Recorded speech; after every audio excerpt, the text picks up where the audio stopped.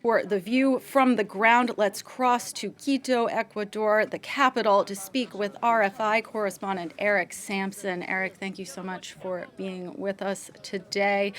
I imagine that it feels very, very tense there right now. Can you just tell us how the public is feeling?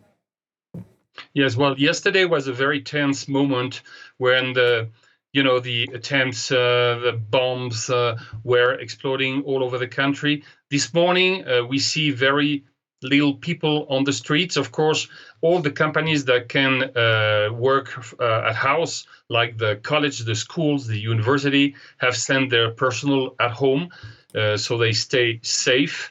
Of course, there are people who have to go on the streets and work. So you have people on the streets, but people are kind of stressed because that declaration of armed conflict means that we are at war with the gangs, and the gangs are kind of strong. You mean the main gang of the country, the Choneros, counts on something like 12,000 men in arms. The second one, Los Lobos, the Wolves, has something like 8,000 men in arms. They are actually in rebellion in 6 jails in the country. They have taken hostages, guards of the prisons. Yesterday, they took 7 policemen hostages. And they are attacking everywhere. So that's the problem. That's why it's provoking some kind of tension, and more than tensions, fear in the populations, because you have that attack you spoke about in the TV channel in Guayaquil, but you had cars that were burnt in Esmeraldas, in Cuenca, in several places. They tried to enter a hospital in Guayaquil. By luck, they didn't succeed, but they are attacking everywhere, in bridges. So everyone feels that they could be somewhere victims. I mean, they could be attacked. To tell you that yesterday in the mall where I park when I go to the university, the guards were passing. I don't know the word in English, but those. It's like a mirror to look under the cars to see if there is a bomb. I mean, they never did that, but now they are doing that because they are afraid that maybe you could have a car bomb somewhere in a mall to provoke. The point is the gangs are actually acting as much as they can because it's a diversion. I mean, you said it in your introduction.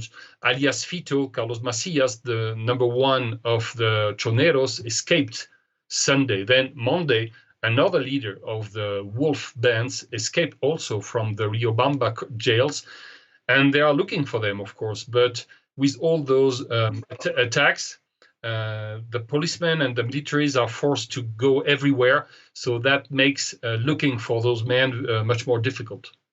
Now, Eric, until recently, Ecuador was considered one of the most stable nations in South America. How did these gangs get so much control just recently?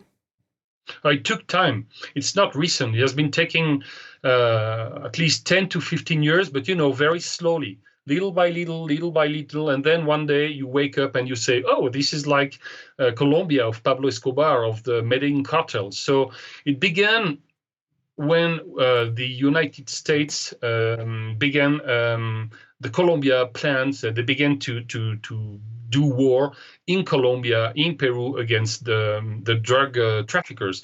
And then they began to see, okay, we need a plan B. So there was a reunion that was known after by intelligence experts.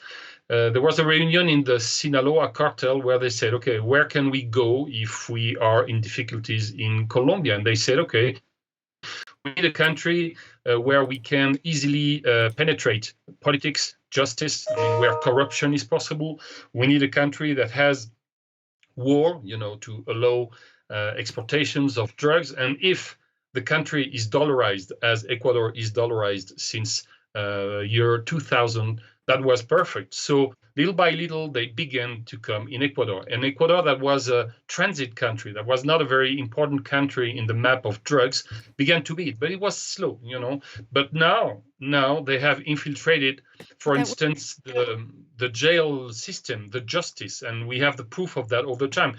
The easiness with which they escaped from jail proved that they were open the door. Simply, the director, the woman that is directing the cartel is is actually looked for by the police. Eric Sampson in Quito, Ecuador, thank you so much for filling us in on this developing story.